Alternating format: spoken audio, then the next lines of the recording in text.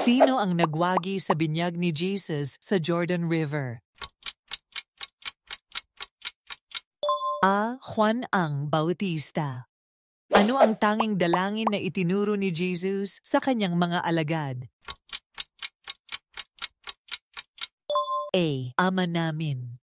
Ilang beses ipinakita ng anghel si Jesus sa kanyang mga alagad matapos siyang magbalik loob mula sa kamatayan?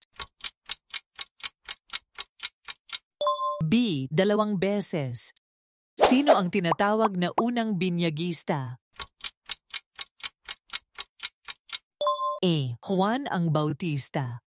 Ano ang ibig sabihin ng pangalang Jesus? A. Tagapagligtas. Ano ang tawag sa 12 alagad na hinirang ni Jesus? C. Mga apostol. Ano ang tawag sa huling hapunan ni Jesus kasama ang kanyang mga alagad bago siya ipako sa krus? C. Huling salo. Ano ang pangalan ng apostol na nagtago sa isang bagay na suot ng mga aliping babae? B. Judas Iscariote. Ano ang ideklara ni Apostol Pedro tungkol kay Jesus sa Cesarea? B. Mesiyas.